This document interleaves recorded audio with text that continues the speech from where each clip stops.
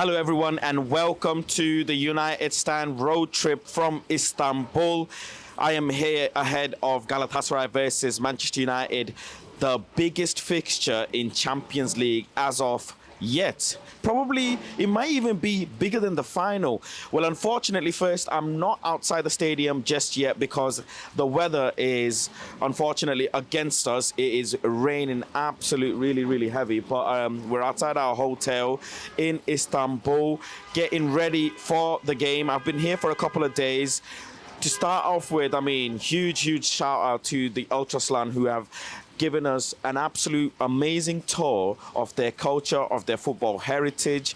They've taken me around, fed me, and showed me all of their pictures and videos and how they get prepared for a game. So one thing you can be assured for is that statement of welcome to hell. They most definitely are going to make us feel like we're going into hell. There is a video out on United Stand's Twitter and Instagram page where they actually put on a mini show for me and Ryan and all the fans across the world, and you'll get to see it. I'll tell you what, I was in that little mini show amongst the Galatasaray ultras, and I could just feel the intensity and the amount of nervousness that was just inside of me, all from I think it was 6 or 7 ultras, maybe even 10 ultras, if that. They had the whole street locked off just for me and Ryan to put on a show. But coming towards the game, I'm very excited. Look, it is basically the Red Devils going into hell for Judgment Day. The Red Devils have to pray to their priest to go into hell and come out unscathed. We need 3 points. We need a win. If we don't win this game, it's all finished. The Champions League dream is finished. We obviously don't think we can go to the final, but at least maybe go into the quarters or even push for a semi-final is all going to be out the window if Erik ten Hag and the boys don't make it out the group stage. We have to beat Bayern. We have to beat Galatasaray. Galatasaray have got a couple of injuries. Davinson Sanchez is off doubt. Abdul Karim, the centre-back, is in doubt as well. But they still have ample amount of firepower going forward. Wilfried Zaha, who trained yesterday. We went to see the open training session in the training ground. Mario Icardi, who's absolutely on fire. He scores almost when he wants, and he's adored by the Galatasaray fans, and he's at home, so he's going to fancy himself in scoring as well against the Man United defence. I'm going to talk about who's going to play in our defence and my likely starting 11. Then obviously you have Ziyech, you have Torreira as well. All of the players that they have in the forward line can clearly cause a lot of problems for us from all different positions. They're also good in set pieces. Sacha Boey, their fullback, who's had a very good season so far. Galatasaray fans speak so highly of him, and lots of big clubs in Europe are after him as well. Let's talk about Manchester United. The starting 11 is going to be very interesting what Erik ten Hag puts out. Kobbie Mainoo is one name that's been flying about online and everywhere, that he's potentially going to start today against Galatasaray. If you ask me, for a test of character, for a test about his demeanor, his mentality, there's no other game than this game. Away from home at Galatasaray, welcome to hell, and Kobbie Mainoo. He had a fantastic game against Everton where Bruno said it himself, man of the match performances. Many Manchester United fans, we feel like Kobbie Mainoo did deserve the man of the match, but obviously Alejandro Garnacho got the man of the match award for his goal. But Kobbie Mainoo could be starting with Sofian Amrabat because Scott McTominay obviously played a good few minutes against Everton just a couple of days ago. Then there's Bruno Fernandes just ahead in the number 10 position. As Rashford's not available, it's probably going to be Anthony.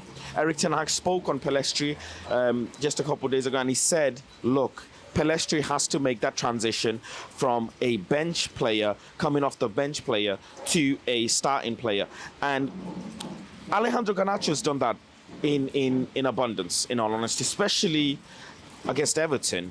Scoring that goal, if that doesn't tell you that he is now comfortably going into Manchester United starting 11, I don't know what will. He's made a statement with that goal. That goal is a pure statement, a Puskas award-winning goal, a goal that clearly all of the other senior players will be looking at him and thinking, wow, what a superstar he is. Not only was he a talented player, but he's come with a superstar attachment to his name now.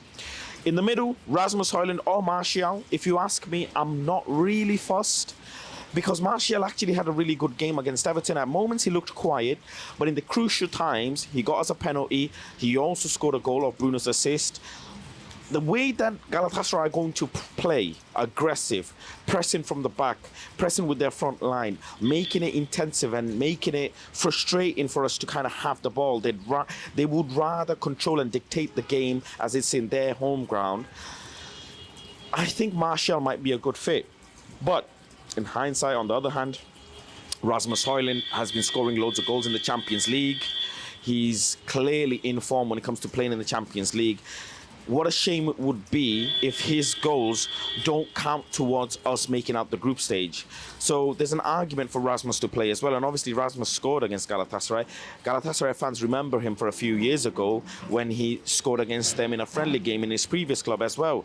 So I think it's really positive for us Manchester United fans to have two different forwards to pick from. Maybe we might just even see Martial on the left and Rasmus in the middle. Something that I've been crying out for, something that Ricky's been crying out for, and all of the other Man United fans have been asking for, is to see Martial and Rasmus play together, and maybe even Sofian and Kubi Maino play together. In the back line, it's going to be interesting. Luke Shaw, who started against Everton, looked okay. Didn't really pull up any trees, but didn't really have a bad performance. It was just an okay performance, in my opinion. Luke Shaw has only just come back from injury, so that's expected. And I think it probably will be Luke Shaw starting against Galatasaray, because look, Sergio Reguilon, he's not really been playing a lot of minutes, and when it comes to defending, he isn't really that solid as Luke Shaw. So it'll probably be Luke Shaw, and he also offers us that attacking perspective as well. Centre-back is where it comes down to, right? Maguire, Lindelof, or Maguire, Varane. Or it could even be Lindelof and Varane.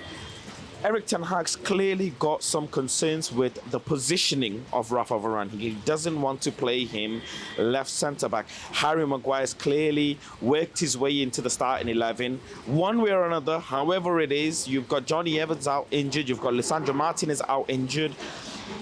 Luke Shaw playing the left centre-back role, that's something we might see today. Erik ten Hag might even try an experiment, but he might play it safe and play the exact same lineup as he did against Everton.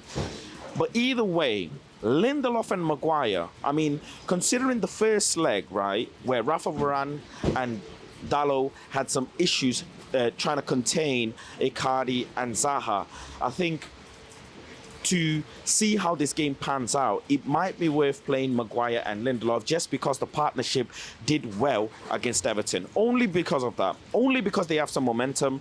Only because they've done well against Everton in the previous game. It would make sense to keep that partnership going.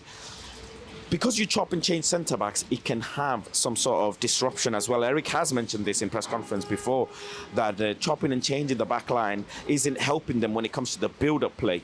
What we even saw against the Everton game is how much more addition Kubi Maino brings us, even when he doesn't have the ball. Dropping in, getting the centre-backs to spread outwards, getting Onana to have the ball a little longer. That's clearly helping us with retaining possession of the ball. And obviously, Kubi Maino has got an abundance of talent on a half-turn, beating the press and progressing the ball forward. One of my concerns is going to be in this game is the number 8 position. And I think there is an argument and conversation to be had. Should Kubi play the 8? Should he play a double pivot with Amrabat, just to make sure we populate that midfield enough so that Galatasaray don't carve us open? It's been a regular occurrence for Manchester United where, if you ask me, the midfield's been our weakest place in the whole of the pitch, because teams big and small are coming to Old Trafford and we're going away, and they're finding it deadly easy for us to carve us open through the midfield. Bruno Fernandes will have to probably press quite a bit with Rasmus Højlund and Anthony, who'll probably start, but it's about containing that midfield battle, making sure we're in the right places at the right time and not out of position when Galatasaray have the ball or when Galatasaray are pressing us. So, look, it's very intense. The noise yesterday that from the show that they put on was deafening. So imagine 55,000 stadium that it is and a couple of thousand Manchester United away fans, the sheer noise that's going to be coming out of that stadium today. I am very excited. I was scared before I traveled here, but I tell you what, I am not. We're rising, we're fighting, and we're striving to go and get the 3 points. I'll see you guys on the other side. Take care. There you have it. Ladies and gentlemen, the Galatasaray fans, I'm here live and direct from Turkey. I can't believe what they're doing. They've turned me into a model like Galatasaray. Oh my goodness. But this is me, United Stand. I promised you the best content that I could bring you. And this is what I'm bringing you from Istanbul, Turkey, less than 24 hours before kickoff. One of the biggest fixtures in football history. We are walking into hell. I am walking into hell. The Red Devils are walking into hell. But guess what? We will go prepared. We will go ready, just like the Ultras. I have also become an Ultra, but of course, an Ultra of Manchester United. There you go. Galatasaray fans.